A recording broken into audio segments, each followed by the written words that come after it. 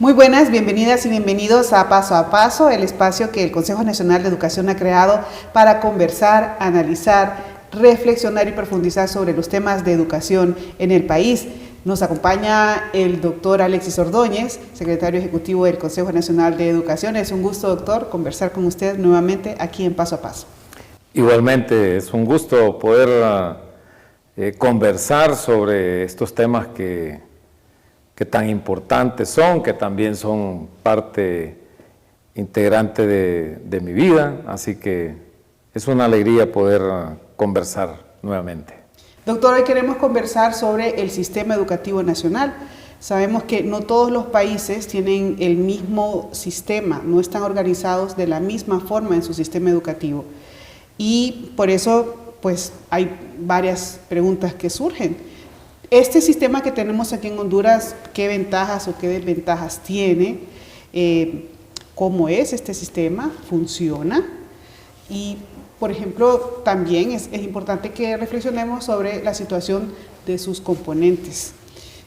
Y, bueno, iniciaría, doctor, preguntándole sobre lo que dice la ley respecto al sistema educativo en Honduras.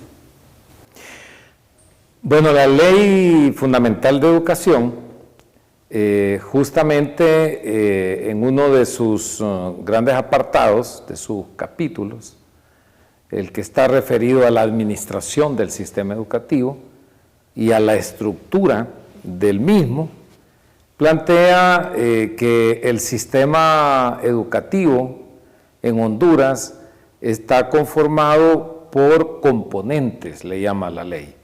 En otros países se le pueden llamar áreas, es bastante común escuchar en otros países los llamados subsistemas, pero en Honduras se le llamó los componentes.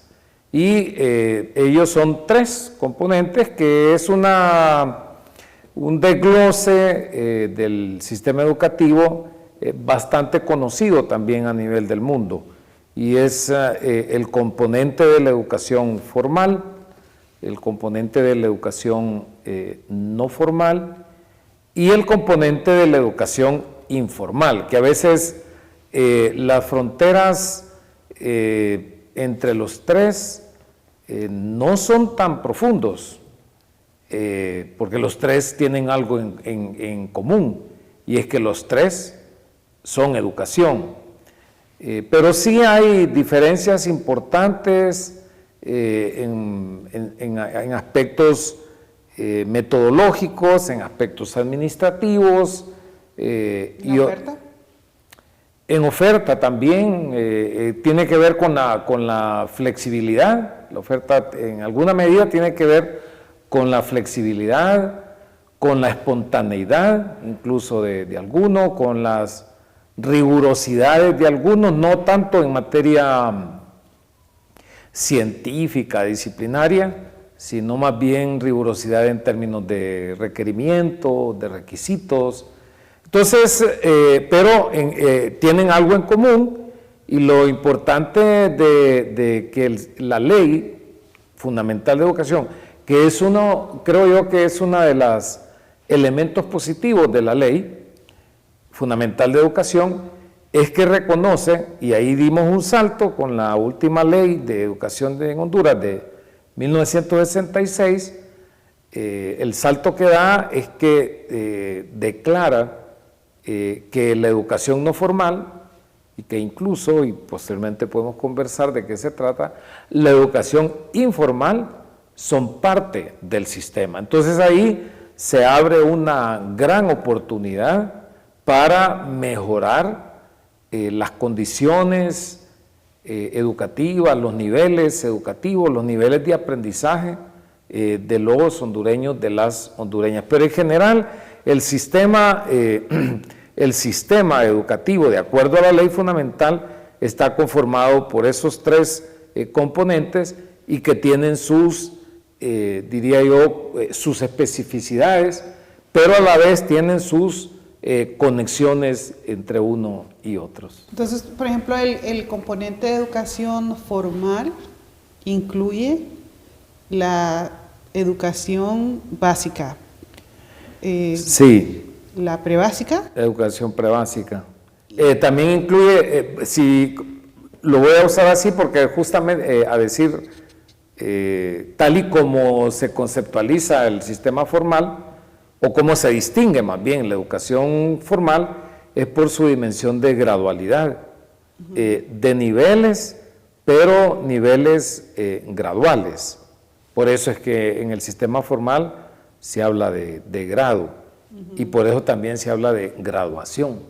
Entonces, está por eso la educación prebásica, que la Ley Fundamental de Educación reconoce e instaura de forma obligatoria al menos un año de la educación prebásica. El ciclo completo de la educación prebásica son 3 años, pero el año obligatorio es un año.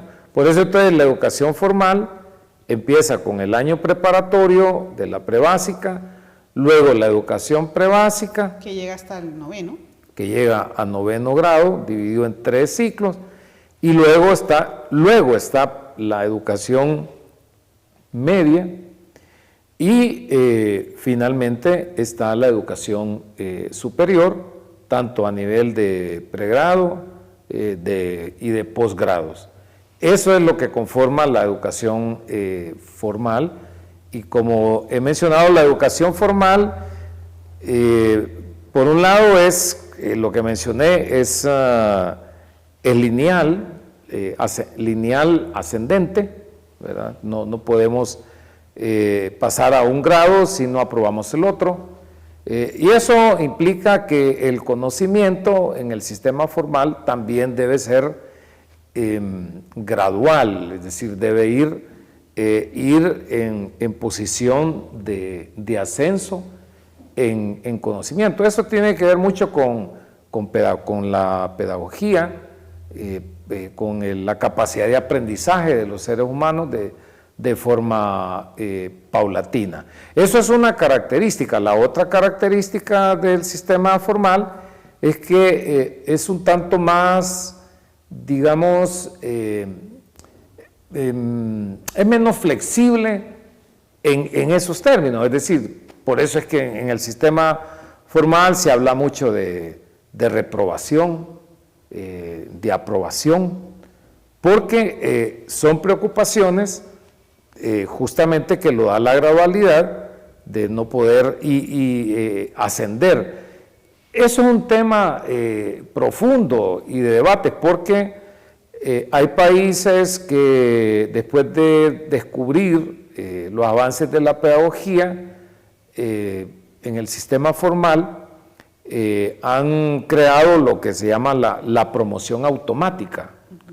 Aquí en Honduras han habido esfuerzos, pero la gente hemos creído que la promoción automática es regalar. No, la promoción automática tiene un fundamento pedagógico, y es pasar de una evaluación en el sistema formal que le llamamos evaluación sumativa, que es la que conocemos, que uno hace un examen, va sumando, y al final del año le suman y usted sabe si pasa y no pasa. Entonces se está potenciando con ese enfoque lo que se llama la evaluación formativa, la evaluación constante, la formación permanente, la retroalimentación, y que el ser humano va aprendiendo a su manera, va aprendiendo a su ritmo, y entonces hay momentos cruciales en los cuales se puede evaluar la acumulación la acumulación de conocimientos que se pueden adquirir no en un solo año, sino en 2 años o en periodos más largos de 3 años. Entonces ahí, por eso es que a veces se hace promoción automática, pero es con la idea de que el siguiente año pueda fortalecer. Estoy mencionando eso porque así funciona el sistema formal. Es una característica de esa rigurosidad, digamos, ese orden que debe haber. ¿Y qué encontramos en el sistema no formal? Bueno, en el componente no formal. En el componente de la educación no formal o la educación no formal, primero me gusta a mí hacer ¿en qué se diferencia con la educación formal? Y según los estudiosos de la educación no formal, al final concluyen que una diferencia sustancial es más bien de tipo administrativo. No es la única, pero es fundamental. ¿Cuál es lo de tipo administrativo? Es justamente que la educación no formal no tiene esa gradualidad.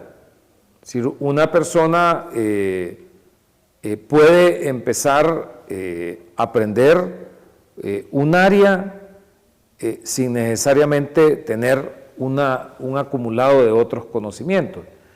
Pero en algunos casos, en otros casos no se puede, pero no está tan centrado en los niveles.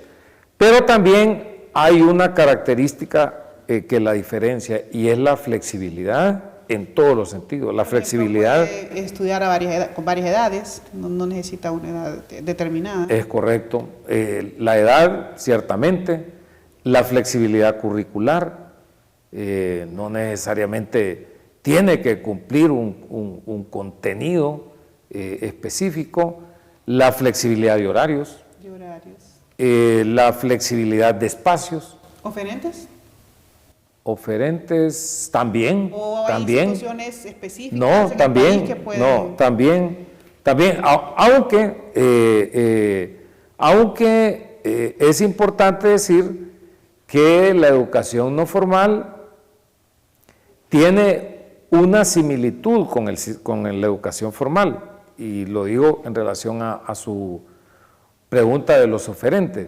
Y es que la educación no formal, aunque se le llama no formal, es también sistemática en el aprendizaje.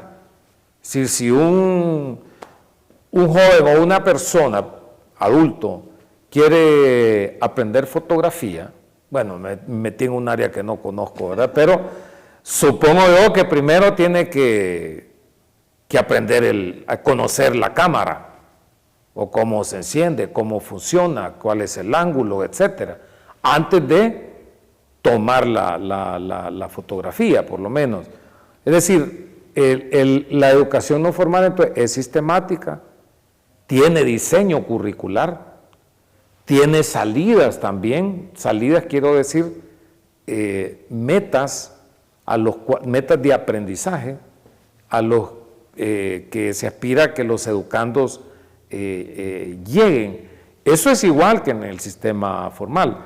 La diferencia entonces es esa flexibilidad de horarios, de espacios, de oferentes, aunque los oferentes deben ser preparados para la educación, flexibilidad en un tema importante, y es la temática.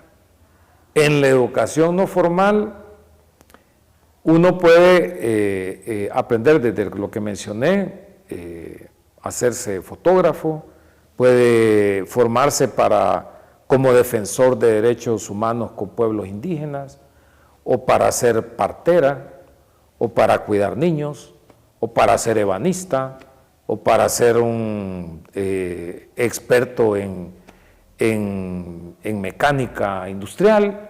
Es decir, la temática es desde la más cotidiana, desde la más necesaria, hasta la más compleja, pero se caracteriza justamente por esa dimensión, y eso ahí se abre, y históricamente en el país ha habido una significativa oferta en educación no formal. ¿Tiene ventajas que en Honduras esté organizado así el sistema educativo nacional, doctor? Sí tiene ventajas, sí tiene ventajas por algunas razones. Una ventaja es que en el país ya se reconocen estos tipos de educación, se reconocen como educación.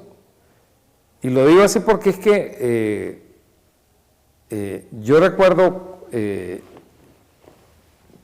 mi juventud, cuando uno salía de lo que antes llamábamos el ciclo común, entonces venía el dilema de qué iba a estudiar uno. Claro, no habían mayores ofertas educativas, como ahora, hay bastante posibilidad o hay ofertas educativas. Entonces, si uno no le gustaba ni estudiar comercio para perito mercantil y contador público, o bachiller para ir a la universidad, que eran las dos opciones, y en general las mujeres tenían opción de estudiar secretariado, y el magisterio, más en las zonas rurales, el que era de las ciudades muy poco miraba, y sobre todo los hombres. Entonces a uno le decían, bueno, tenés opciones de seguir estudiar esto o lo otro, uno para ir a trabajar y otro para que te prepares para ir a la universidad. Y si no, andate por lo menos al Infop. Ese era más o menos. Como que no era sí, estudio. como que ya he perdido, te vas al Infop. Entonces, la educación no formal se fue desarrollando como una idea que era una educación de segunda categoría, o que era una educación para los que no tenían aptitudes para la formal, o que eran extremadamente pobres, entonces iban allá. Cuando la ley dice que el sistema está compuesto, pues, está elevando que la educación, reconociendo la importancia y la historia, ¿verdad?, de mucho, porque en Honduras y en el mundo hay mucha gente muy capacitada, muy formada, muy educada, y que su espacio para ello fue la educación no formal. Entonces, esa es una gran ventaja, eso es una gran ventaja que tiene que avanzar en algunos asuntos, pero tiene otra ventaja también, y es que las instituciones que hacen educación no formal, como ya la educación no formal se reconoce, entonces las instituciones se preparan más, se especializan más en la educación no formal, y eso mejora la calidad de la educación y tiene una repercusión en el desarrollo de las personas. Entonces, tiene su ventaja, porque si en otros países la educación funciona todo bajo un solo sistema o bajo una misma institución que rectora, que dirige todo. Entonces, ya si hablamos de educación formal, superior y todas las que hemos mencionado, la no formal, con todas las opciones educativas, y no hemos hablado de la informal, si todo eso se regula, se dirige desde una sola institución, francamente es complejo. Entonces, la ventaja que nosotros tenemos aquí es que se han creado ciertas instituciones especializadas para dirigir, para facilitar, para coordinar uno de los componentes, o incluso una parte de los componentes, para darle mayor calidad. Entonces, por ejemplo, ¿qué instituciones dirigen? Por ejemplo, en Honduras la educación superior es dirigida por la Universidad Nacional Autónoma de Honduras. Esa es su especialidad. Y la Universidad Nacional está concentrada en desarrollar la educación superior en Honduras. Si hablamos de la educación no formal, que es también amplio, incluso ya hay dos instituciones, una que es la encargada también de desarrollar la formación técnica profesional, que es el Infop. El Infop está, aunque la ley le da potestades de desarrollar otros temas, pero el Infop está exclusivamente pensando en la formación técnica para los jóvenes en el ámbito no formal. Está también la CONEANFO, que es la Comisión de Educación No Formal, que se encarga de los otros temas múltiples temas como la educación a la primera infancia, de 0 a 2 años, la educación ambiental, la educación en salud, todos esos temas, pero en el ámbito alternativo, en el ámbito no formal. Entonces, y por supuesto la Secretaría de Educación, que está especializada, digamos, que está encargada de los grados que hemos hablado. Y así hay otras instituciones que se van encargando de temas específicos. Por ejemplo, incluso secretarías de Estado. La Secretaría de Agricultura tiene sendos programas de educación agrícola, o la Secretaría de Cultura, Artes y Patrimonio de los Pueblos, el SECAP, tiene todas las casas de la cultura, que es educación no formal, pero todo lo que se desarrolla en los más de 50, creo ahora, casas de la cultura, es educación en arte, en cultura, y pudiéramos aquí hablar infinidad de experiencias de esta educación que creo que fortalece el sistema.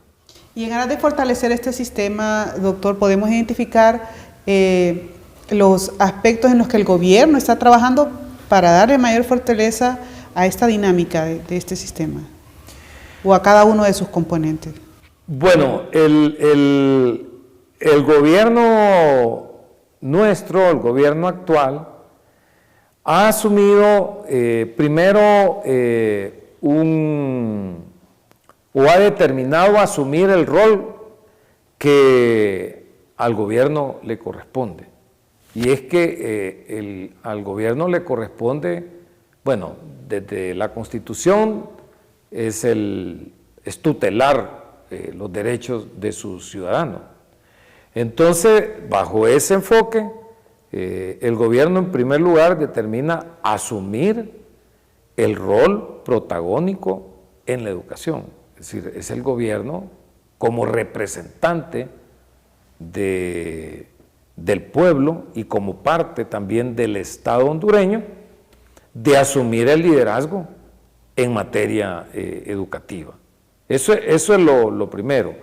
Entonces de ahí, a partir de eso, y lo digo por lo siguiente, porque ha habido en las últimas décadas un tema y que es polémico, y es el tema polémico es cómo entender la participación de la sociedad civil y de la ciudadanía en temas como la educación. Entonces, un factor o un elemento importante es la participación ciudadana. Eso es indiscutible.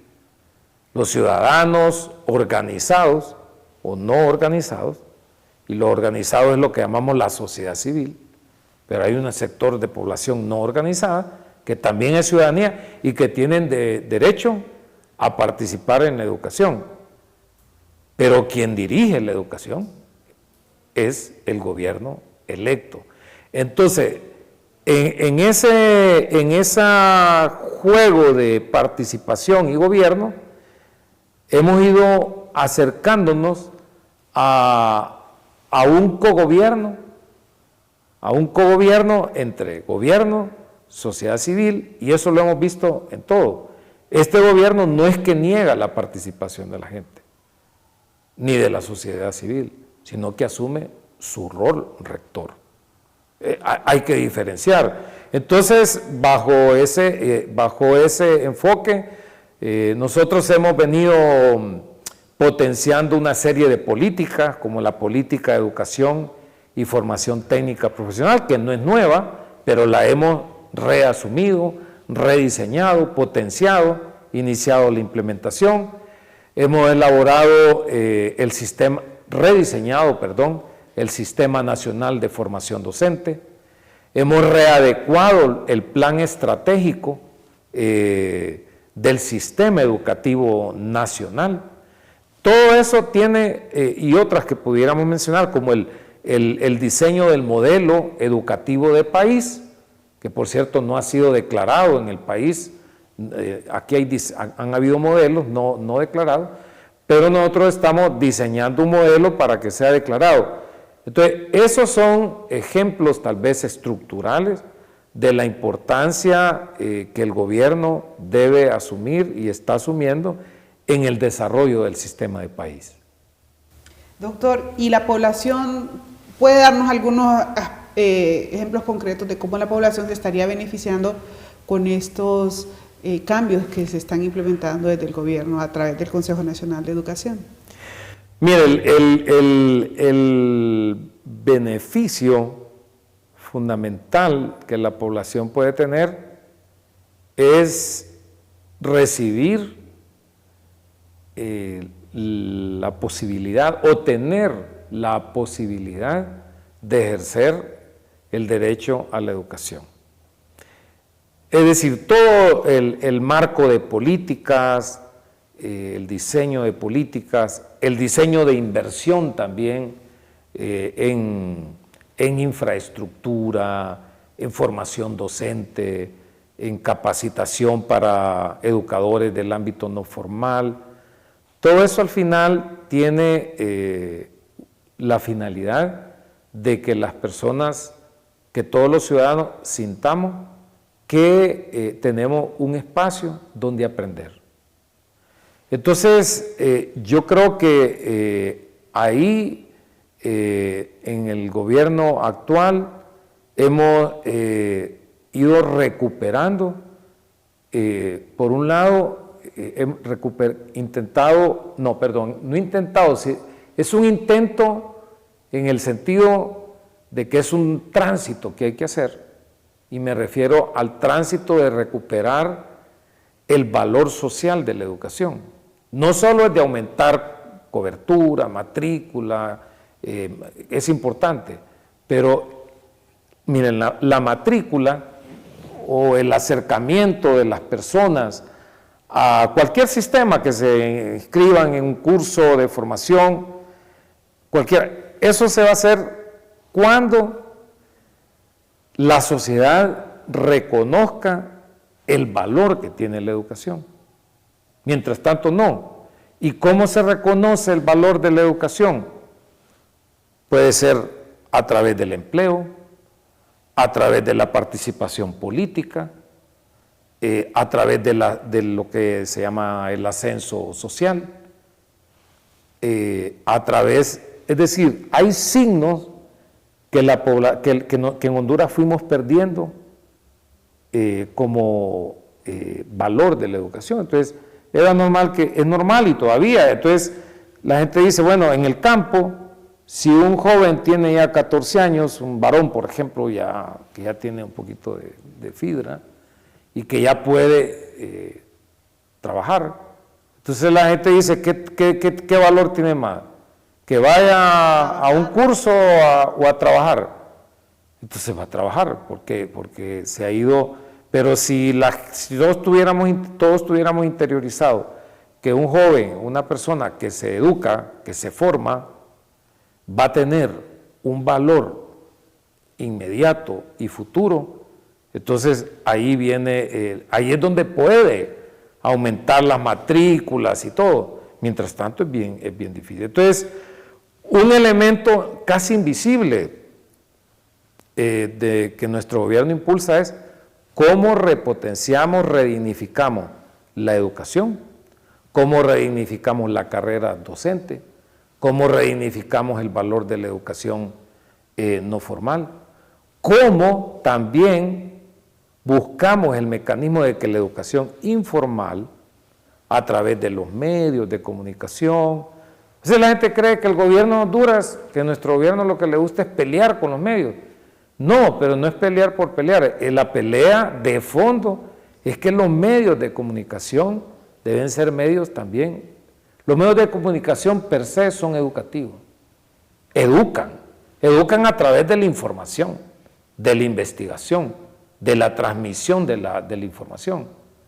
Pero si los medios de comunicación nuestros solamente están al servicio del mercado, de la pauta, del consumo, del chisme, entonces el gobierno está en el deber de pelear. Incluso priorizando la educación pública, por ejemplo, haya habido casos. Claro, sí, entonces Yo creo que el esfuerzo, y por eso hablé del intento, el intento en términos de tránsito, de esfuerzo, que el gobierno hace, es justamente reconsiderar esa importancia social que tiene la educación y que se ha perdido. Insisto, o sea, antes, qué sé yo, tal vez todavía hace unas 3 o 4 décadas,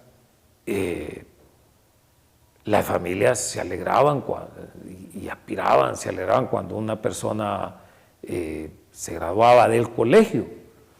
Hoy no, ¿verdad? La gente dice, nah, ¿para qué? ¿Para qué? Para irme a estar desempleado.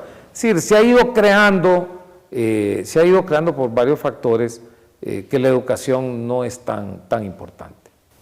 Y bueno, porque reconocemos la importancia de la educación y la importancia de analizar, ¿verdad?, sobre todos sus aspectos, es que hemos creado este espacio y agradecemos, doctor, su presencia, sus explicaciones, su ayuda para la reflexión. Gracias por estar acá. No, gracias también a usted y esperamos que estas pláticas, ¿verdad?, sean una oportunidad también para seguir reflexionando, para escuchar, para que también las personas se acerquen.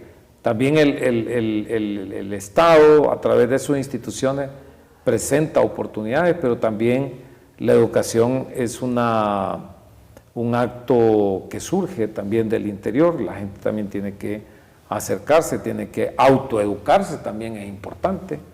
Así que ojalá de esto sirva. Muchas gracias. Este es un diálogo propositivo que estamos planteando a través de las redes sociales.